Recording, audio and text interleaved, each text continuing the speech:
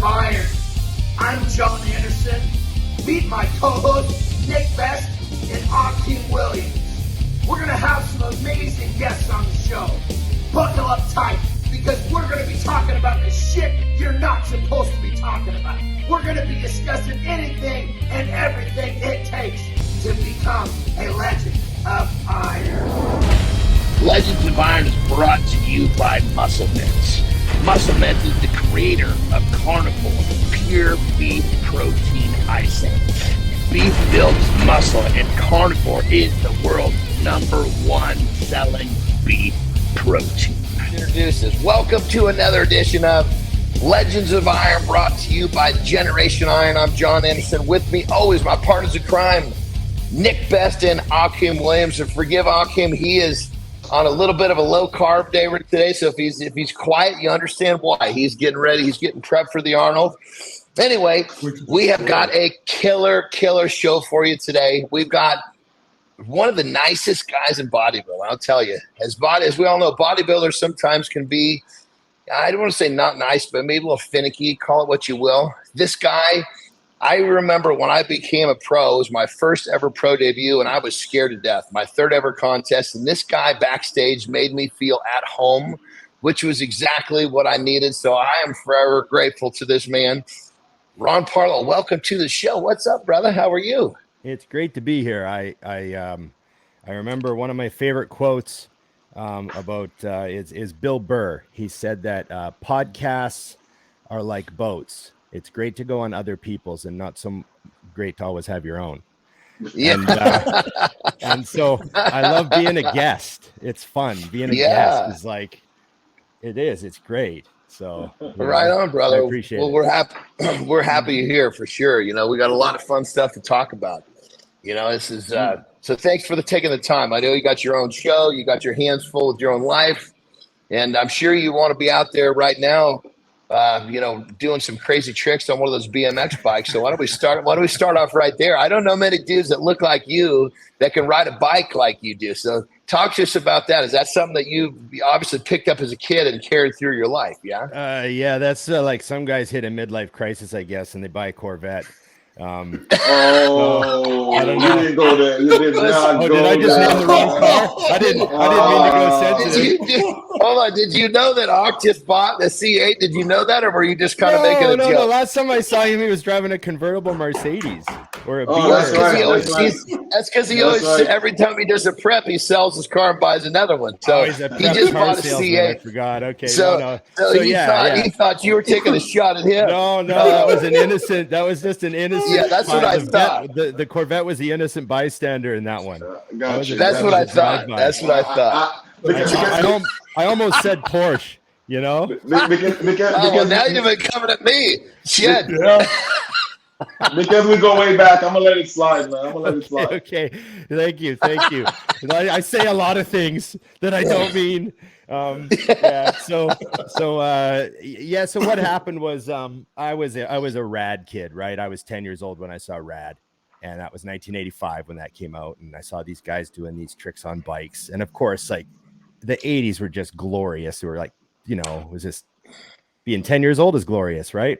So I never ever forgot that. I immediately started trying to do tricks on my BMX, eventually wound up riding nice bikes and riding with other freestylers. And the 80s were great, man. I spent, half the year on my BMX bike. Right. And then about midway through high school, when you're 16, 17, you're driving around in your car, you're working out at the gym, so it just left it around 1991. I just kind of left it behind me, but I was always a huge fan. And the X Games through the 90s, I would always tune in and watch the X Games and all that stuff. And I always had I was always drawn to the Flatland, and they weren't like featured on the X Games all the time. It was always the ramp stuff because that's what looks good on TV, right? And so I always felt like, the Flatlanders don't get, I'm one of them, and I always felt like they didn't get the coverage.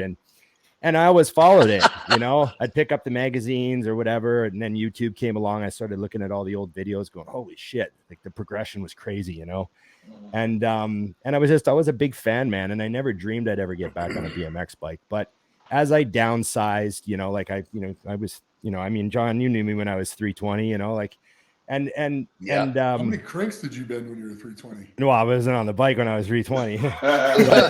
but you know, as I downsized, I remember it was during COVID. It was like August of 2020. I woke up one morning and I was 259. I remember that. And I was like, I'm into the 250s now. I wonder if I could ever build a BMX bike. It just like for some reason. So I just put a bike together. I ordered everything online. I built it piece by piece, you know, and I'm a tech guy. So I dove deep for like a couple weeks first and I learned everything about the new shit. You know, it was super fun, right? It was like, you know, getting really into it, like, and learned exactly what I wanted. I built a bike and just started riding again. And then I met some guys locally that are like, you know, lifelong riders, like riding. My one buddy, Francois, he's 51.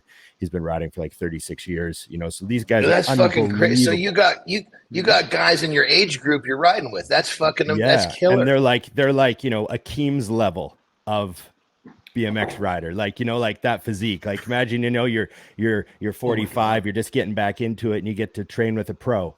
You know what I mean? Like that's how it is. These guys are that level, right? So I'm just very fortunate. I get to ride with these pro level riders that do this crazy stuff. And it reminds me a lot of bodybuilding, you know, like there's these guys that have this unbelievable level of ability that most people just don't understand and don't appreciate. And they don't know what goes into it and they don't know how long it takes. And it's just a lot of parallels. And I think maybe I'm just drawn to stuff like that for some reason, you know? That's really cool that you were able to find yourself some other passion outside of the bodybuilding stuff. That's pretty cool. Yeah. It's also, I don't know, a little bit of like, it's very meditative. Like, there's things that are similar to training, but then there's things that are the opposite. Like, you know, when you get under a 5-plate squat bar, you want to be fucking like, you gotta have some, but you don't want that when you're on the bike. You want to be zen. You want to be breathing nice and easy through your nose. You want to be like relaxed and flowy. And it's like the more relaxed you get, the tricks do themselves. Like every time I pull something off, I'm like, oh, that was just like literally momentum. Like you didn't even no effort involved, you know? And it's a different type of like focus. And it also really removes you from like, you have to be focused. It's like, it's nice to not look at your fucking phone for 2 hours straight. Like 2 hours straight. I don't look at my I don't even think of it, you know? And that's another thing. It's like, I think that we all should, it's nice to have something where you can just literally turn things off. And that used to be training for me, right? You know, training for me used to be where I would be like, fucking, like, I don't give a fuck. I don't like, you could tell me, Ron, I think someone broke into your car. And I'd be like, I don't give a fuck. Like, you know what I mean? I'll deal with that. I'll deal with it after the workout. Like, you know, like, just, but, you know, now I do give a fuck. Like I train at my own gym. Like, you know, I do give a fuck. I got stuff going on. Tell us about that. Tell us about that. You know, your gym is another thing we want to talk about. That's it. You open that was that open during COVID or how did that whole thing unfold? No, 2017. We opened West Coast Iron in 2017. Okay. And what happened was, you know, a few of us were training at the local gym. It was like the non-corporate kind of shithole gym, you know, and, you know, they had, you know, loud music on and didn't really fix stuff, but you could train there. And I was still competing at the time. So that's where I was training, you know, and, well, I'd sort of retired, but not like officially admitted it to myself yet. Right. And then the owner of the gym passed away and the gym closed. And I was like, well, fuck, I don't want to go train at a corporate gym. Like Fitness World is like, you know, right next, you know, you're like, I don't want to go train there. I just don't. I don't want to go down. I don't want to finish my bodybuilding years training there. You know what I mean? And so a few of us that were without a gym, we just scrambled and put something together and we took the space and we reopened the space as a new gym, West Coast Iron. And, you know, 5 years later, here we are. Got through COVID. We've grown the gym and like, you know, got all like, you know, upgraded all the equipment, done renos and like did some crazy stuff to the gym. So it's awesome. And we've had a lot of great bodybuilders and really, you know, interesting people from the industry through the gym, which is great just to, you know, have that flow. There's the Vancouver Pro every year. So that's really cool that there's a pro show. It's like, you know, there's only 2 in Canada. So we happen to be 10 minutes from one of them. So we get Yeah. like, we've had, hotties in there to train. Big Rammy's come and trained. Nathan Diash has been in to train. We've had everyone who came to do the Van Pro all those years. Ian Valier and Chris Bumstead, they came out for the summer during COVID because their gym was shut out east. So they came and trained at our gym all summer. It's awesome. We get the good crew coming through. So it's a lot of fun, Right on. Yeah, that's really cool. I guess that's the whole thing of you guys running through COVID. Somehow, some way, I had picked up that you had got it going. I was like, dude, you got some a pot of gold there if you got that thing going during COVID. No, we went real strong. We had loyal members, and we were in a probably the easiest place to be in Canada as far as COVID restrictions. There was still a bunch of bullshit. Like owning a gym was just constant bullshit with the health department, but at least we were open. You know what I mean? Yeah. And so we definitely. I'm glad I didn't live out east, because out east was fuck. Yeah, it was cracking down, man. Yeah, for sure. Well, brother, tell us about your bodybuilding. So I believe it started when you were in your early teens, correct? Yeah. I tell the same story every time, but it's the deal. I was watching the late movie with my dad, like we did every Saturday night, and Conan the Barbarian came on. Oh my God, that's my story too, brother. Jesus Christ, it's amazing how many guys I've met. It's just about everybody's How many guys I've met. And I remember the scene where he pushes a wheel of pain and grows, right? Oh, dude, And I remember saying to my dad, I want to look like that, and he goes, "Wow." Yeah. My dad goes, that guy must weigh 250 pounds. It would take you 10 years to look like that. And so I literally started training like the next day. There was some weights in the basement that my brother had, and I just started working out. And then when I was 14, I joined the local gym. It was a few months later. I had to wait a few months to join the gym at 14, and right away just gravitated towards, I just looked around the gym and was like, that guy's a bodybuilder, and just watch him do what he does. Read Flex Magazine. When was your first show? When did you compete for the first time? Well, I actually competed for the first time when I was like 15 years old. That's what I thought. You were pretty young. Yeah, okay. So there was a local there was a local show, but it was unsanctioned. So it didn't connect to like any of like the ranking of bodybuilding.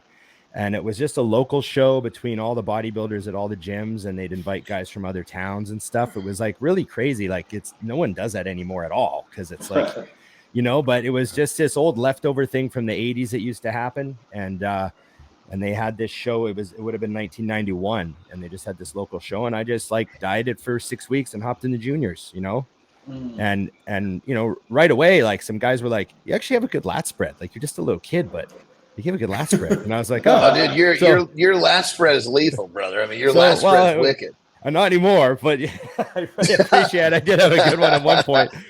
But yeah, just, and then and then I remember I did it again when I was in grade 12. I did that same local show, and I dieted for like 8 weeks, and I actually looked pretty good, and I got second to this big 20-year-old kid.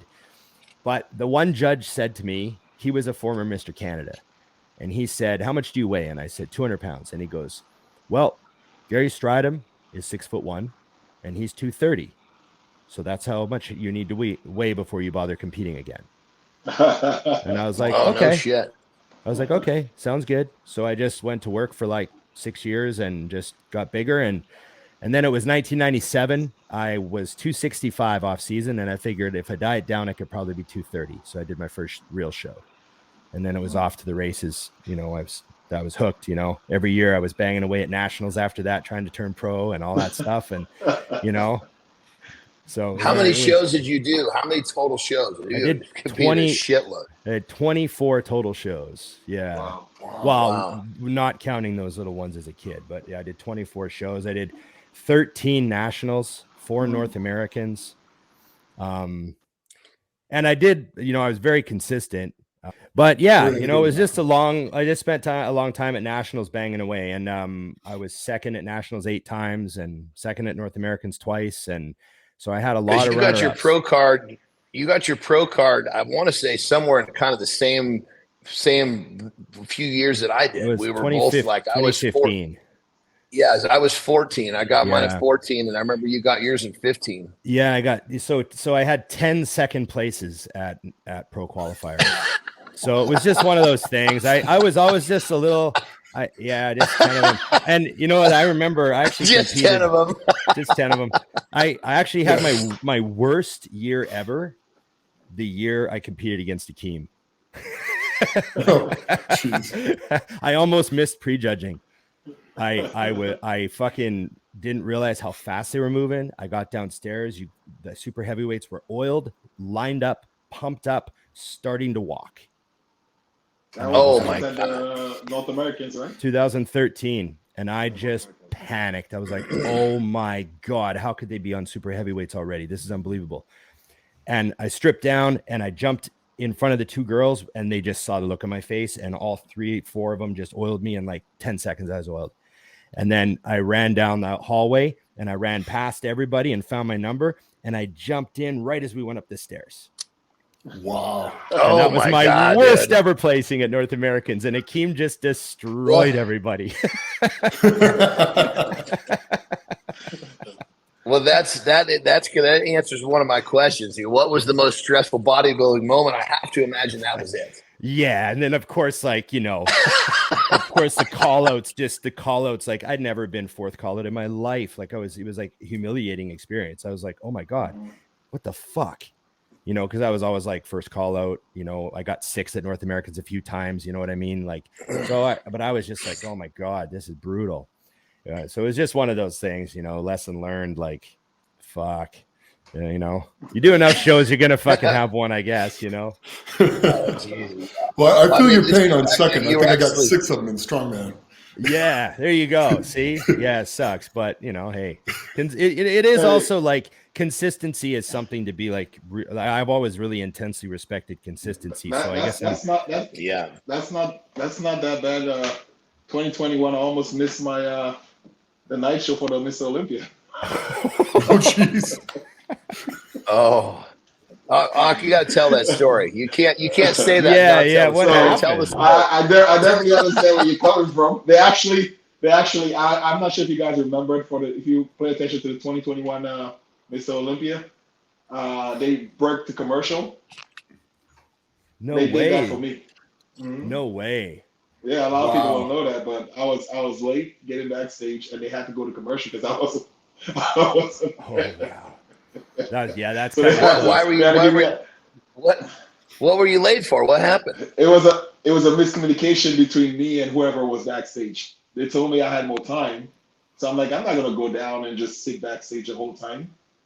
So all of a sudden, I think they bumped up the time, and they did not contact me and let me know I had to come down. So they skipped the division, or they moved us up, or something like that. It was a whole crazy complication that happened. But all I know was I had to literally jump in an Uber and like spin my ass. Like they were oiling me up while I was in the line. So you were good. yeah. Oiled up while I'm on the stage ready to go out. Oh man. Dude, nothing like a little cortisol for being stressed out in a fucking taxi on the way to the show, huh? I told them, I was just like, listen, they wanted me to go out, and I told them, I'm like, if I don't have any oil on, I'm not going out there. Right. So that's where they had to break the Yeah, of commercial course. to give me some time to get out of it. Yeah. I'm like, I'm not going out there. Well, that was smart, dude. If you'd gone out there without, you wouldn't have presented well if you were dry. I mean, that was the right call. Yeah. Oh, I mean, you got to be at your best on that stage. You going out there without oil would be like just a guaranteed way not to fucking do well, you know? So that was smart, brother. That was actually really smart, you know? Yeah, Unless you oil me. Yeah, I stood my ground and I put my foot down. I'm like, I'm not going out there without any oil. I'm like, hell. Yeah. You cut to commercials That's for me. I might be black, but at the same time, you know, I need oil on those lights. Those lights are super bright, you know, so you need oil. Man. Yeah. Yeah. Wow. So Rob, you told us about had to be the most stressful body. What was talk to us about the favorite bodybuilding moment? What was the one that in your mind, what was that memory that just was like the peak of your career? Honestly, I think it was like in 1999. I think it was one of my early amateur shows when I won my first Alberta bodybuilding title. I just look back on that was my last show of the 90s. That was like the end of the 90s. And it was like just a magical time for me. Like I was 23. I was fully Dorian style, everything, like training like a madman. And every time I went into a gym, people were like, "Oh, Ron's here." Like it was just it was just awesome. Like, it was, and like, cause like I was the guy that trained like Dorian in like the 90s where I lived. And it like I knew like all the guys that I knew, they were all started training like that, but I started first, and so it was a lot of fun and innocent times, you're on hardly any shit and you look fucking nuts and, like just, and all your friends are there. It's a local show. So like 30 of your friends are there and, it's to win your first overall, like your first overall is a really great feeling. You know what I mean? You're last guy standing, you know what I mean? And I was like the nobody from the small town, like all the guys that lived in the big city, everyone was like coming to see them. And I was like the kid that came from like Grand Prairie, like, holy fuck, where'd this guy come from? Right. And so it was just cool. And then after that, it was always nationals. And that was where, super high pressure. And, a lot of those seconds were like pretty disappointing, even though I looked really good, you're pretty, fuck, so I think when, favorite moment would just be go back to when I was young and one of those early shows, probably, I put a lot of pressure on myself and I will admit that I probably didn't enjoy the actual contest as much as I should have. That's why that's just how it goes. You want to win so bad. You're there to compete, you're very focused and pretty serious. And, so probably that has something to do with it too. You know what I mean? Yeah. But that whole thing of you putting that kind of pressure on yourself at the time, it's really tough. But looking back, sometimes it's those high pressure situations that create such a fond memory because you could remember so much about those situations. There was like I won my first national title in 2007 in front of a hometown crowd. But I didn't win the overall that day. The middleweight fucking beat me. And I was just like, oh, so that kind of like, I had this like super high of winning the supers, and then like 10 minutes later, I didn't win my pro card. So I was like, oh, fuck. So it was just one of those things, right?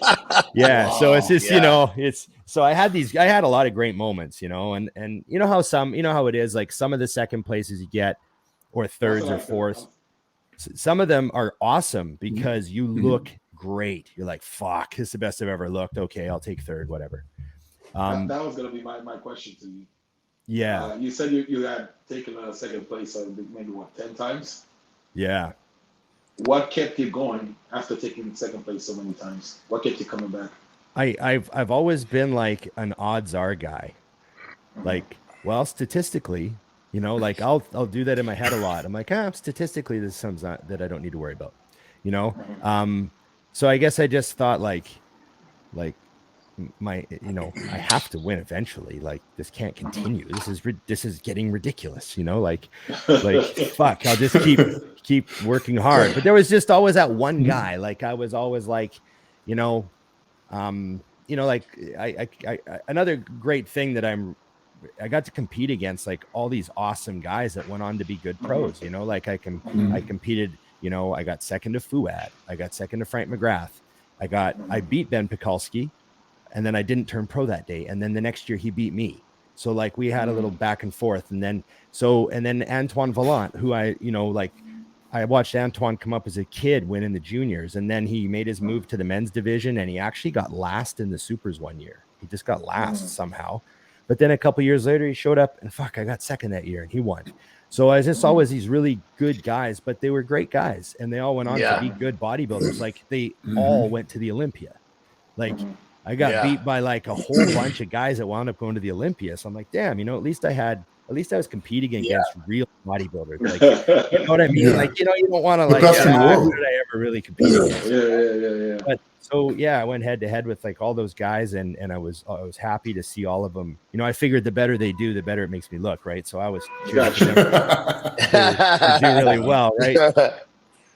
Well, I would have to imagine too, bro. I mean, it's something. You've been doing it so long. the love for, the training and just the whole thing, it might be frustrating here and there, but the thought of giving it up before it was time, you might, my guess would be a little frustrated because I got second again. God damn it! But you shake it off, and you can't wait. You can't wait to get back to the gym. Yeah, I can definitely say that I just really, really love to train. That was the totally. thing. Like, I really love to train that whole time, and I always just, I really only had a couple shows where I was like, oh fuck, can I do this again? And then a few days later, most of the time, I was like ready for next year, like that night. I'm like, okay, fuck. Like, I was like, fuck this. Let's go next year.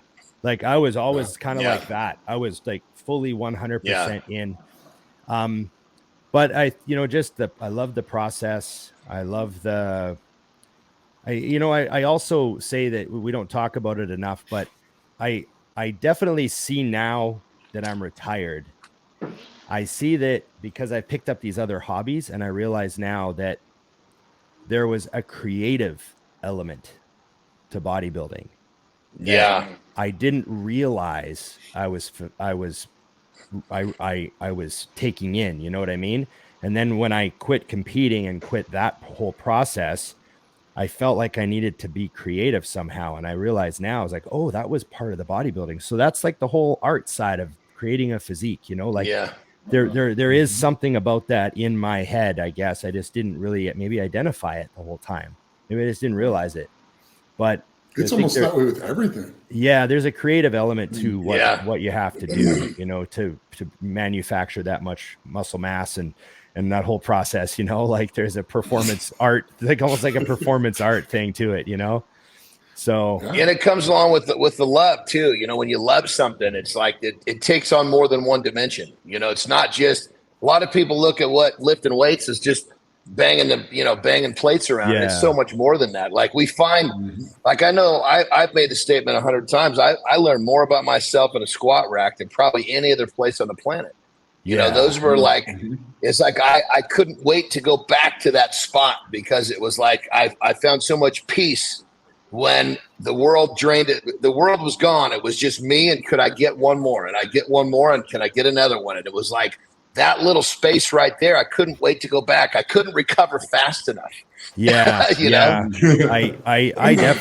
I really loved the days that I spent logbook training, like that, attacking the logbook. Cause I actually pen to pencil, like, or paper to pencil, like probably 10 of my preps. I have every workout written down, every single thing. And then eventually I got enough injuries that I had to stop logbooking, and I couldn't train like heavy all the time and all that stuff. But that's a whole nother thing. But you know what I mean? Like those years, that whole obsession with seeing everything moving, and I didn't realize that, at the time that you're like really obsessed with it, but it just seemed normal. You're just like writing everything down. But then you think, man, I wrote all that down. Like I opened a box and looked through some of those a while ago. I was like, whoa, that was nuts. Those are fun to go through. Yeah. Don't you think? I had these little codes. I had this like little shorthand language that I used. Like I'd say, 135s times 6 plus 2F plus 1N means, 6 reps plus 2 forced plus 1 negative. So I had everything written down. So I knew that set was 6 reps plus 2 forced. And then at the top of the forced, I did like a 10-second negative, like, so I had that all recorded. Everything was recorded, every single thing. So it was just funny. I was one of those, especially when I was younger, I was one of those guys. Now, would you compare that to the kids that's walking around the gym right now with their tripod and their videotaping everything? Yeah, right. It's like the technologically advanced version of recording every set. You know what I mean? It's funny. Just recording everything. But I guess in a way, mine was recorded for me only, and then recorded for everyone else. You know what I mean? Yeah. So yeah, there might be a difference there, but mine is still in a box. I could digitize them and put them out to the world. So you mentioned obviously injury. Yeah, for people that'd be interesting. That's funny. So you mentioned that you stopped this process because some injuries came along and probably became pretty frustrating not to be able to log what you could or what you want to do. What was the biggest injury you had in your career? I did pretty good while I was actually bodybuilding. You know, I had a few little tears here where you'd get like a purple spot on your hip. You'd be like, ah, fuck, I guess I tore something. You know, I had a few of those. I guess I better not do legs for a couple of weeks and let this heal, you know, like that sort of shit. You know, I had a couple shoulder injuries that, you know, took me out of pressing for 2 months, you know, that sort of shit. But I never had like anything severe until after I was already done. You know, my last show was 2015. And then in 2016, when I was still playing with the idea of like doing some pro shows and stuff, I tore my quad and ruptured my quad tendon. And so I had to have a full repair. That's a big one. Yeah, full reattachment of the quad tendon and stuff, and rehab my leg. And then as I was rehabbing my leg, we opened the gym, and then, you know, I just never thought of ever competing again. But, you know, the leg did really well. You know, I got my leg back for, you know, all intents and purposes. It's you know, I got my leg back. It's actually my good knee now. Yeah, I was gonna say, is it dude? I was gonna say it because like I did a bicep, and that side is actually better. And my same with all my injured joints are the strong ones now. Oh, you know, really? the ones that had surgery. Yeah. Same thing with my lat. Yeah. Bad lat, never torn. Bad lat. Torn Right. lat. Right. See how much straighter this one goes? Yeah, it's funny. Yeah. Totally get it. Totally Yeah. get it. Yeah, it's funny how it works, you know. Nah, is Yeah, it the brain playing tricks on you guys? What's that? What? Is it the brain playing tricks on you guys? Yeah, part of that. I wonder how much of it is just crossed wires. I feel like I feel like there's something like when I go to train legs now, if I close my eyes and put my feet on the platform, they won't be straight. Like they'll be totally crooked. But if I put them where they look totally straight, I feel crooked. Yeah. Oh yeah. Yeah. But I want to train where they're mechanically straight. So I like make sure they look straight and I make sure they stay straight. Dude, And I fight to stay I like so know when I'm squatting, like I get set up and I start moving through the set, and I get to the top and I'll wiggle my feet around, you know, just to get more comfortable as I dig into a longer set. I'll fucking look down and like my left foot is like 3 inches back from my right one, but I feel so comfortable. Yeah, and you're like, what should I do? Am I supposed to like force this? You know, like, what am I supposed to do here? Do I do a set of each? Do a set, you know, like Pretty much. Yeah. So the next set, I got to put the right one back. Yeah. No, but I know exactly, because when you're not looking, it's like, oh, it feels so good, and you're like, what the fuck is going on here? fuck. It's weird when you discover this, though. Isn't it odd when you discover this, and then you try to fix it, and then you're like still not as comfortable, and then you just go, you know what? Let me see what happens when I ride with it this way, and you develop it, and because my feet are off just a hair on the squat. Ended up squatting 870 that way. Right. So it's like, you know what? And then my deadlifts. One of my shoulders, my right shoulder is actually lower than my left one when I go to grab the bar. I fought forever trying to straighten those out. I'm like, screw it. Pulled 843. Right. It's like sometimes you got to take what your body will give you, even though you want to be as mechanically in line as you can. That sometimes it's just one leg's a little longer than the other. There's nothing you can do about it mechanically. But here's the thing, Nick. So obviously I came from strength background, so I just let my left foot stay back because I could perform far better.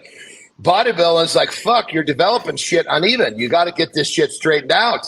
You know, I remember you got to get, because if you're cattywampus like that, some muscles getting overdeveloped, something's getting underdeveloped. You know, so. Well, yeah, no, it's definitely kind of a trip how it works. Jesus Christ. But so what was that? Talk to us about some of your biggest lifts, brother, because 320 pounds, you were a fucking moose. You had to be moving some big weights around at some point. Yeah, you know, I wasn't lifting like what Akeem lifts. I wasn't that strong, but boy, it's another league. Akeem's done some shit, man. He freaked but not out many people. Not many people do. Many people do that. So like, we can't compare it to Akeem. No. So I guess the thing that I would say about my strength never got too crazy, but I was strong really young in the 90s on hardly any shit back in those days. So the poundages that, the next generation of guys used was way more. But you remember when we all saw Blood and Guts for the first time? Yes. Remember Dorian was using like 4 plates on the incline. He had 4 plates and a 5. You know what I mean?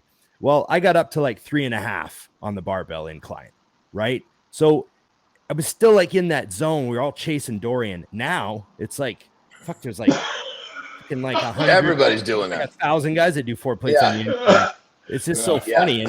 Like the poundages that used to be big. Like, I remember I used to do stiff leg. Oh yeah. I used to do stiff-legged deadlifts really strict with like 4 or 5 plates.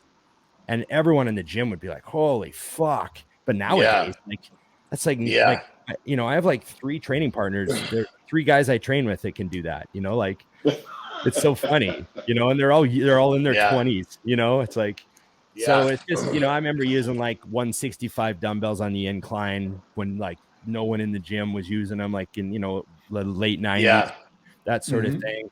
But I never got like crazy strong. I used to deadlift 6 plates for reps and stuff like that.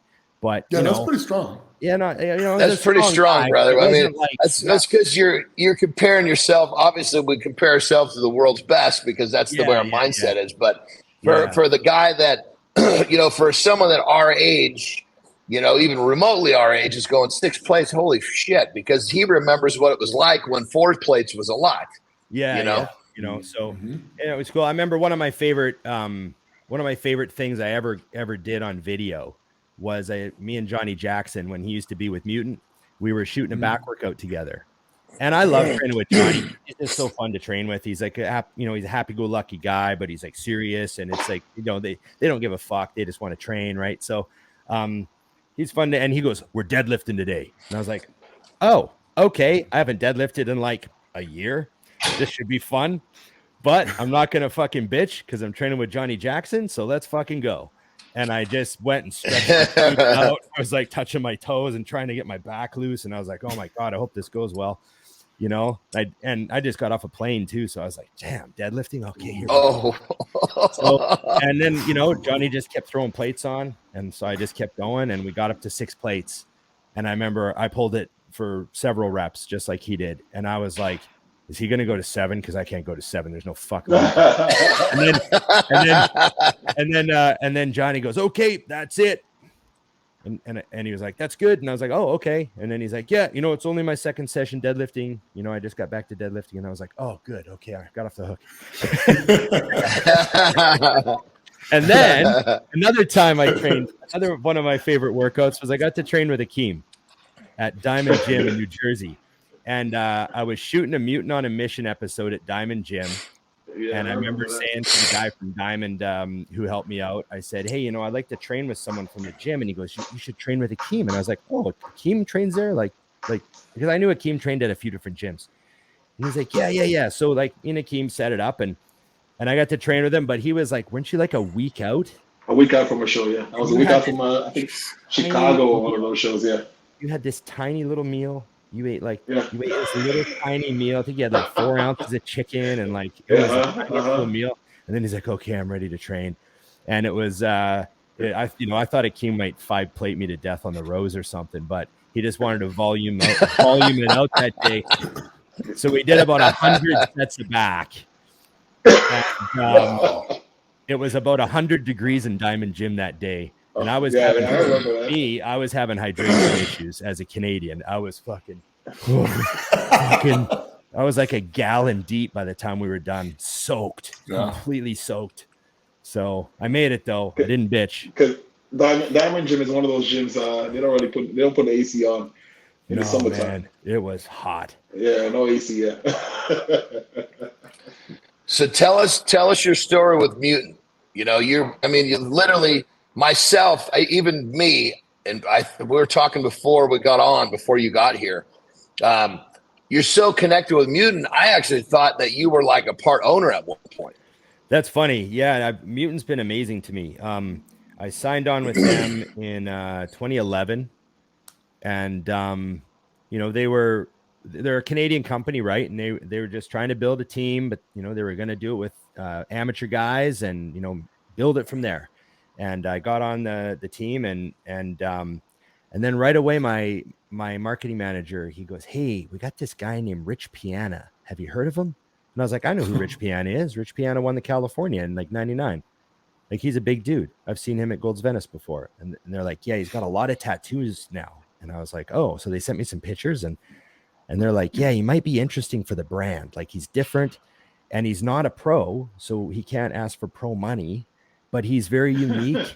And, and they were on a budget too. Like, at the time they were a much smaller Canadian company, and they were like, we get this guy who's totally unique.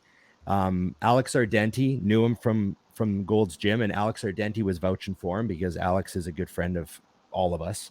And he was like, "Hey, this guy would be interesting for your brand. He's great, a great personality. You could put him on camera." All the video stuff was starting to really happen around 2011. Remember, it was really getting going. Instagram hadn't quite come yet, but we were on the verge.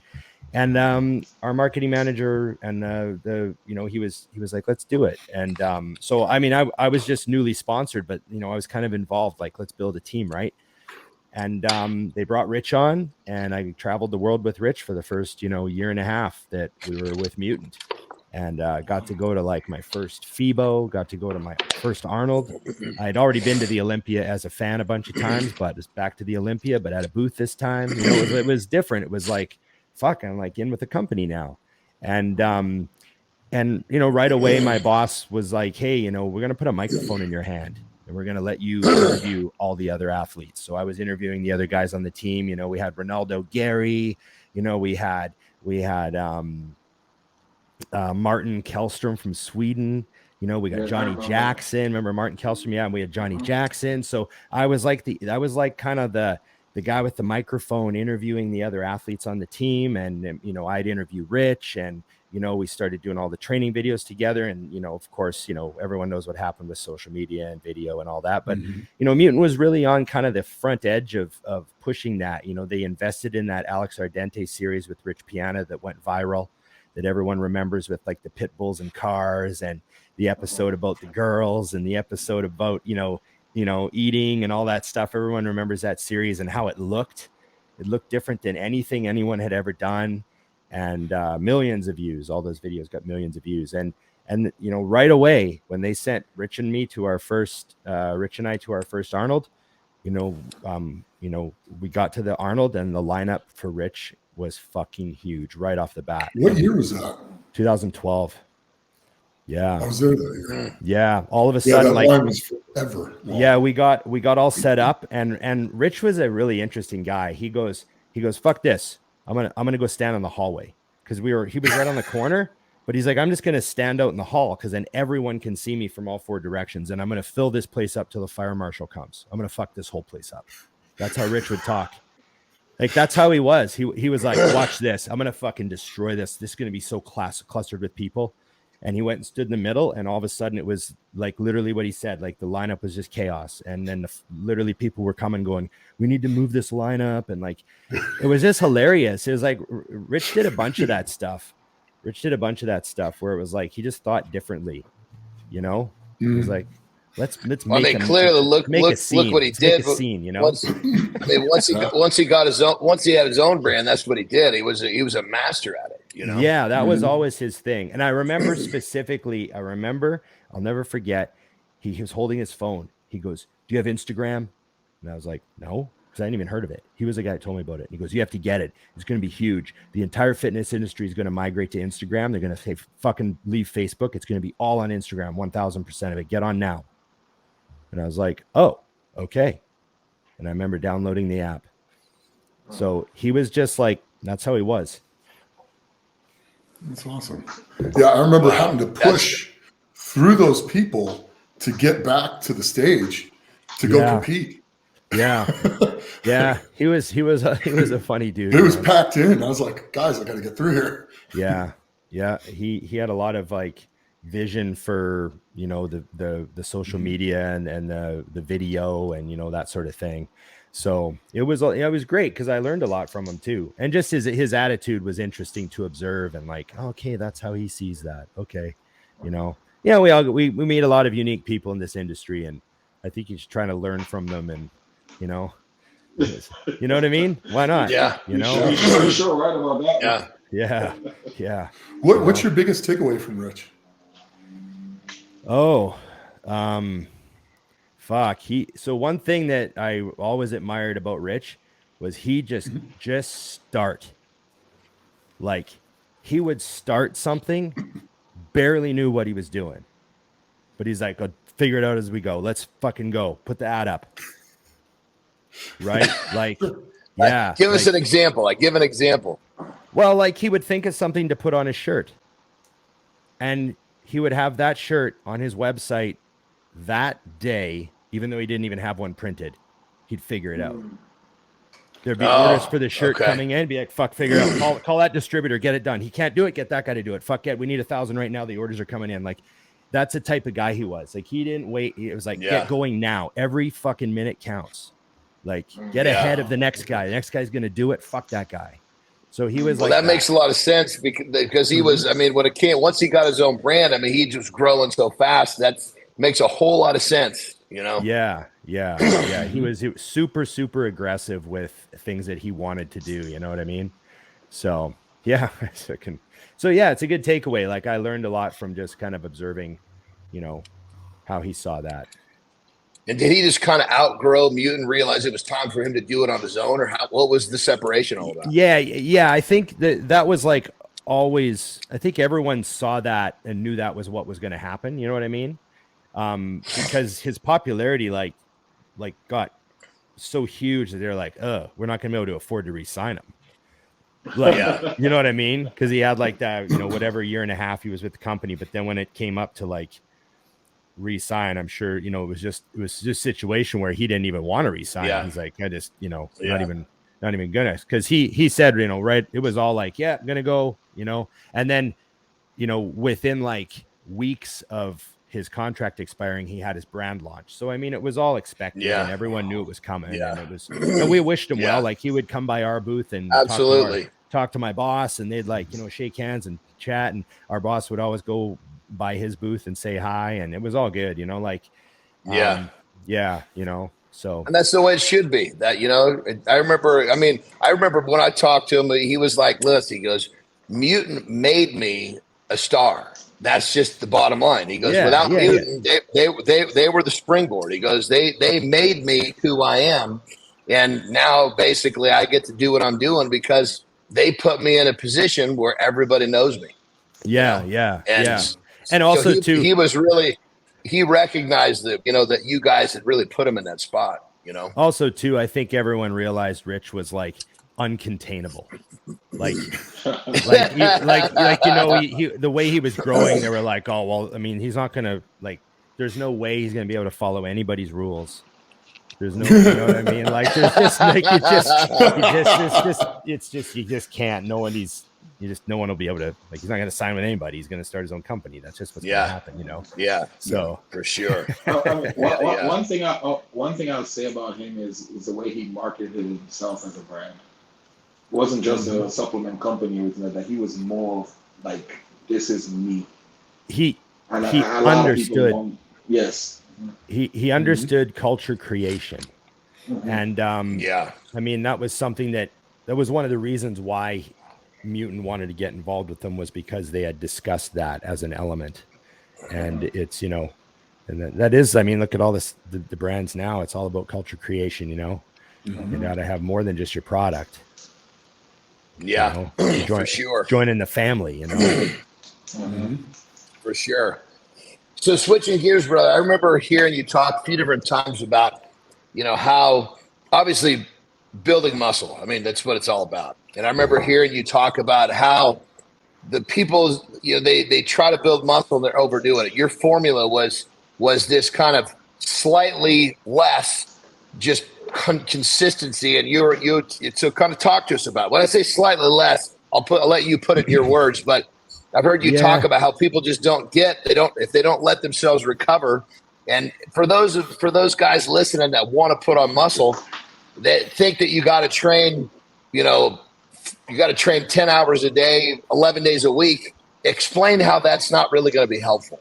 Well, I don't ever say that I had the perfect formula for doing anything. I mean, there's a lot of guys that are way better bodybuilders than I ever was that, don't train to failure and don't do that stuff. But I mean, I'm just saying that, my experience was that this was an extremely hard thing to do. It was extremely hard for me to get big. Like I trained my fucking ass off. I trained way past failure, probably way too often. I trained super, super fucking hard, I got, fucking threw up on leg day and got the nosebleeds on the leg press and everything. And, did all that shit. But I was the guy that was getting bigger than everyone else around me. I was the guy that was growing and, I was the guy that was the heaviest guy in the gym. I was the guy that was the biggest, you know what I mean? A lot of times, like, I look around and be, well, there ain't nobody else in here is 300 pounds. So I don't know, like that, I'm just saying, the gyms you're in or the crowds you run, you start to think, well, what I'm doing is working, like, Yep. And then of course you run into your roadblocks, you run into your multiple second places and you got to say, what the fuck, maybe I got to do something different. And you start to, try to experiment and change things up. And I do have something that happened like several times. And it was when I tried to train 6 days a week. Every time I tried to train 6 days a week, I got real sick. Like about a month later, I'd get the flu or something.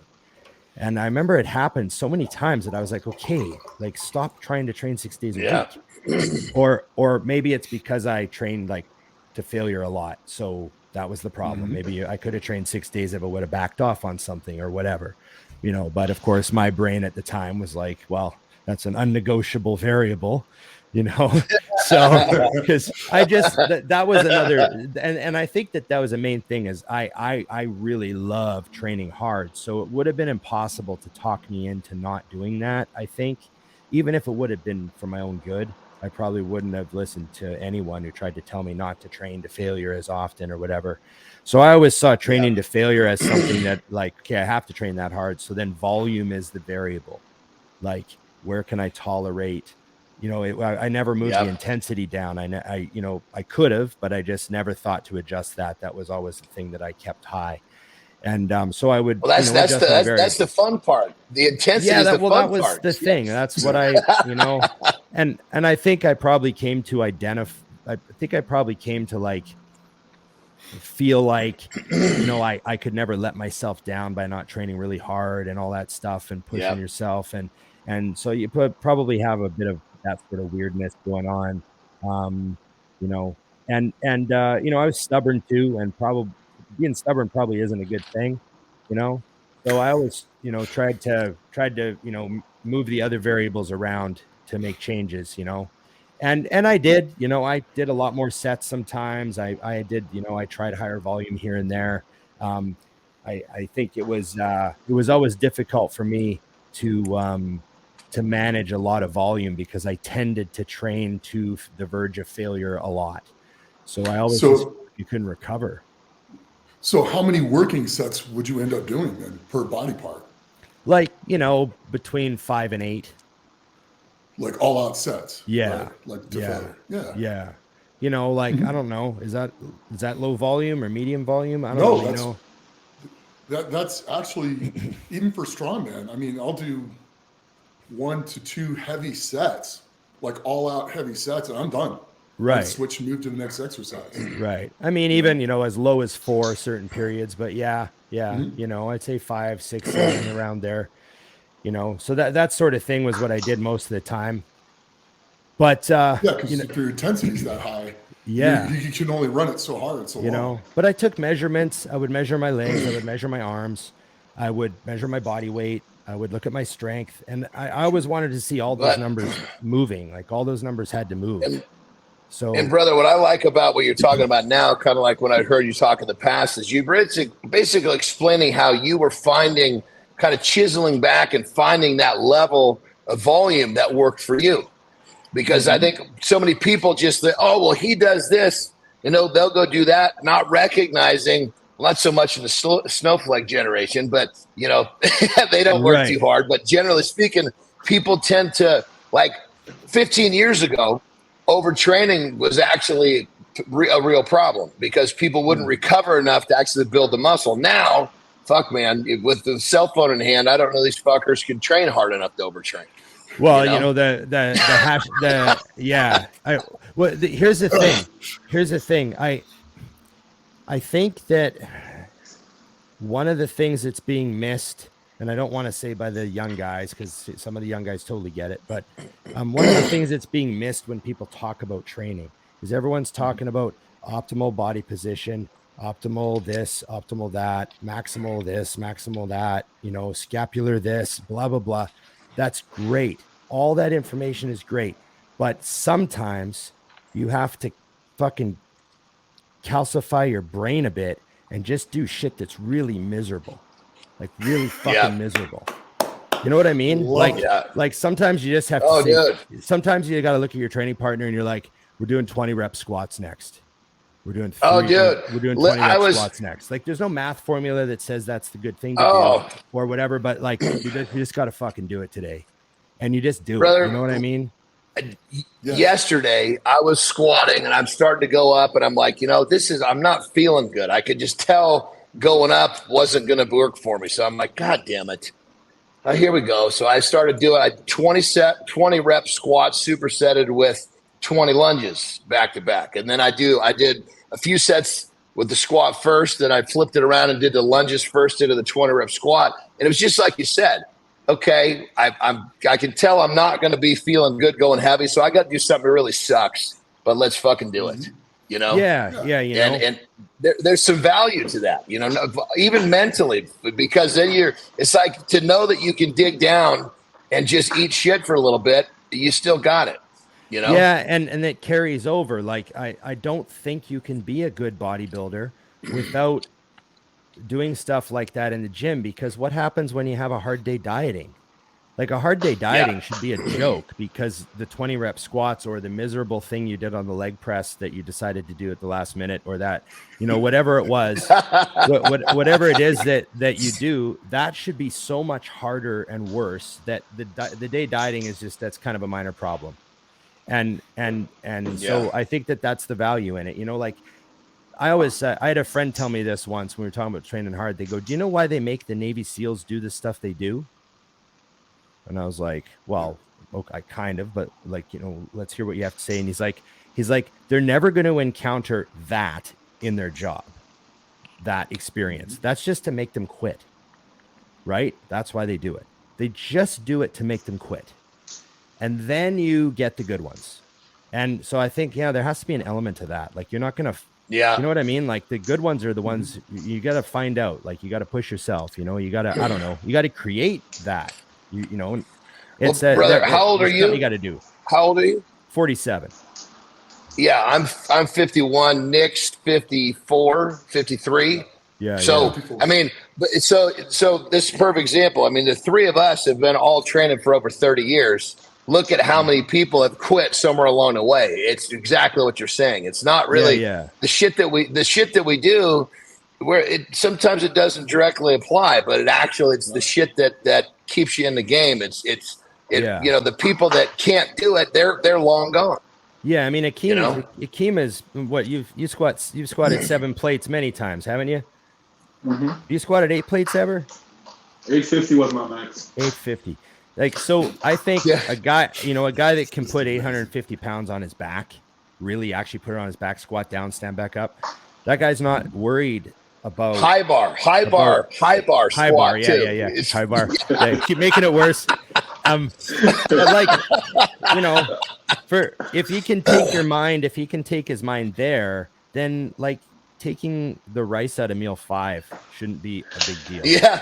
Dude, and it's like, check this. We're at an expo, and I think it was like every hour he had to walk around the fucking booth. There was a bar there with like 7 plates. He'd just like fucking walk around there and fucking pick it up. Everybody knew at the strike of the hour he was going to come lift that fucker up. No warm up, no nothing. Just in a fucking tank top and a pair of shorts. And just walk around the fucking thing, pick it up, put it back down, and walk the other side.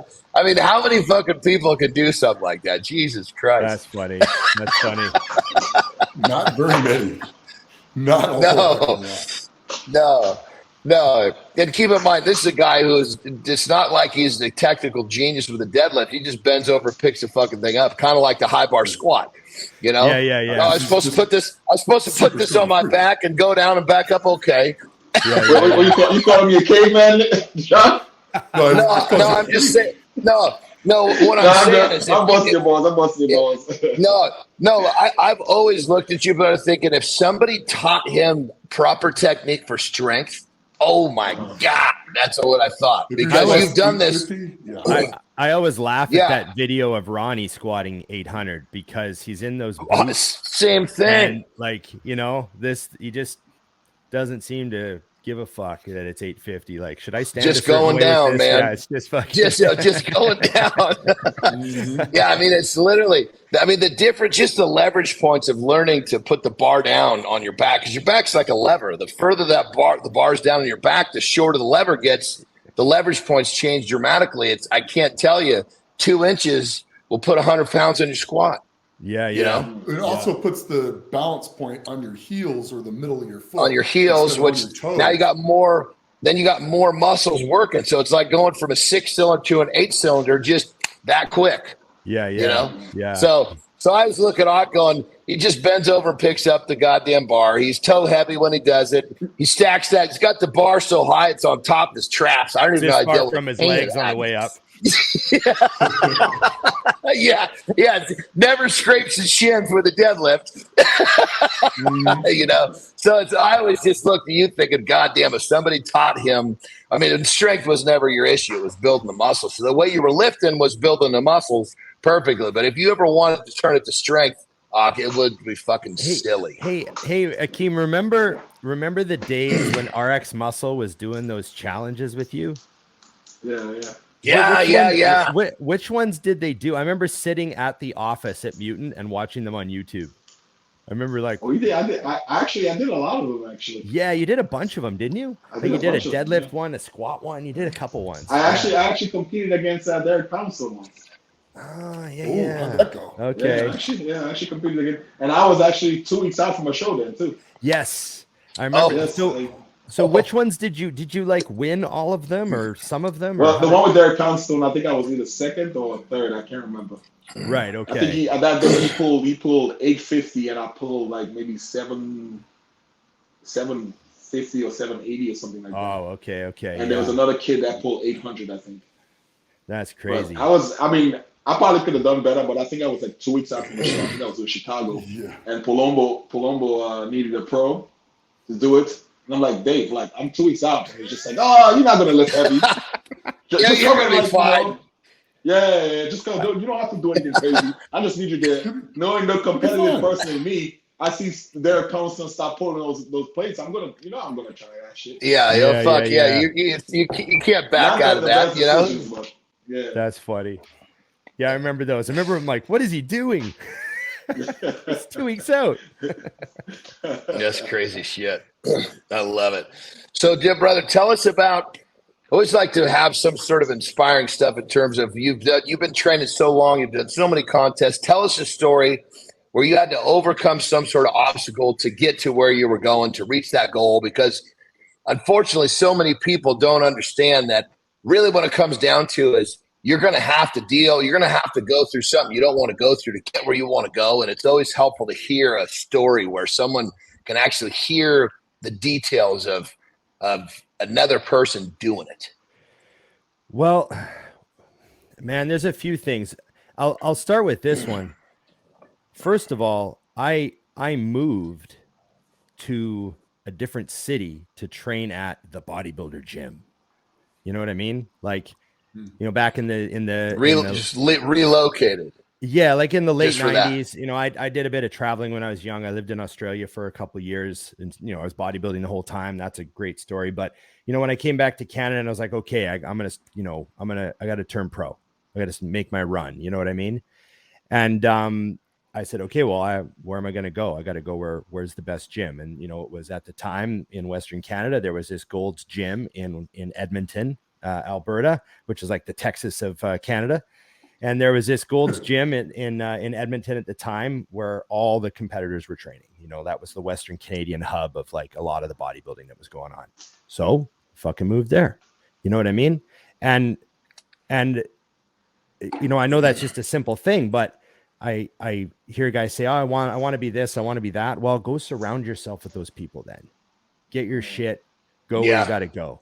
Like, don't stay and it could be anything, but don't stay at your local gym where you're the only bodybuilder and talk about how you want to win a show next year and all that stuff. Like, fucking, you know, go to like a real gym. Go get it. Like, yeah, go get it. And like, you know, I don't know. That was just how I was. That was my attitude. Well, where do I got to go? You know what I mean? I wasn't going to move to Venice. I was Canadian and young kid, you know. I would have wind up just getting pimped out by the you know, the predators at Venice. I just kidding. But you know what I mean. Wow. I just try to show my sense of humor a little. But yeah, I was smart enough to know not to do that. We'll put it that way.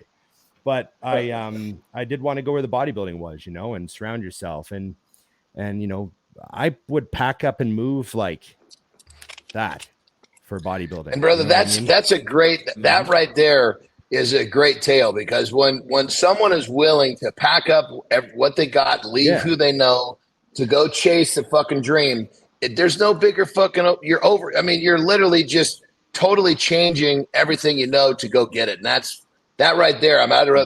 There's not a better story than that, brother. Yeah. You know? Yeah. It's just that you know, do that. If you really want to be a fucking actor, you know, then go where the acting is. Like, fucking move. Like, that's why everyone comes to Vancouver. Half the people in Vancouver out here, you know, they want to be, it's Hollywood North, right? They want to try to get a part on something, you know? So there's a lot of, but you gotta come out here. Like, these people are going to get the parts. You're not. Like, get on a fucking plane, get out here, you know? So you got to be willing to do that for what you love, regardless of what it is. And yeah, that's a big thing. Like, you have to take the chances in order to get the chances. You know what I mean? Like you have to be willing to just figure it out, you know, figure it out as you go. You know what I mean? You got to be willing to take the risk. I love it. Yeah. You know, if you're not willing to take the risk, you're never going to get anywhere. If you play everything safe. What's that? You know, if you play everything safe, you know, you're never going to be anything. Go ahead. I didn't hear what Akeem said. What'd you say, Ak? Nothing. I said, you got to take the risk. You got to like... be willing to. He said you got to be willing to take the risk. You got to be willing to. I said, yeah, just like me. I got to be willing to eat my meal right now. Yeah. Sorry, Akeem. Well, don't worry. Well, don't worry, Ak. We got 2 more questions and we're wrapping this baby up. We've had Ron on here for over an hour. His glutes are just going to be even more peeled. Just be even more peeled. His glutes will be more peeled if he just waits another 10 minutes. I love it. So you've had a really, really killer bodybuilding journey, brother. So if you could remember the movie Back to the Future, the old DeLorean, you know, you can go, if you get to climb in that thing and you get to program it to go back in time, but you can only program it to go see yourself and give yourself one piece of advice. Tell us about how far back in time you go. How old are you? What are you doing? And what do you tell yourself? Oh, damn. I'd probably go back to, you know, the late 90s, and I'd, you know, give myself some stock advice. And I'd give myself some very, very stern and subtle stock advice on a few key companies. And then I would try not to disturb the rest of the the pool. I'm a big believer in that whole butterfly effect thing. You know, you don't want to, you know, and which leads to, I mean, I love the question, but it does lead to one thing that I'm always very stern on. It's that I wouldn't change a thing. Because you know, I can never bring myself, you know, people say, do you have any regrets? I just can never bring myself to really list one, because I know how it would change everything. And I just, you don't want to do that. You know, like you try to change one variable, you wind up, you know, it just could be bad, you know? And I was just, brother, Yeah. The people that we have come on, a lot of the people, you can tell the people that have enjoyed their journey, they don't want to change much. You know what I mean? And a lot of times it's exactly what you're saying here. Of course, you'd go back and make some quick cash, but everything else you wanted to unfold the same. It's really telling you that you had a great journey, and that's what it's all about. You know? Yeah, I have another question is, do you wish you would have turned pro? What would you have done if you would have turned pro earlier? And my answer now in hindsight is I would have got my ass kicked and probably wound up retiring. And then what? Everything happens for a reason, but everything happens for a reason.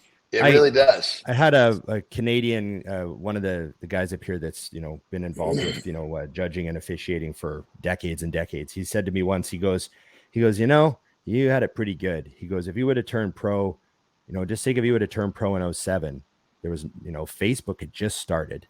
There was really no self-promotion. Yeah.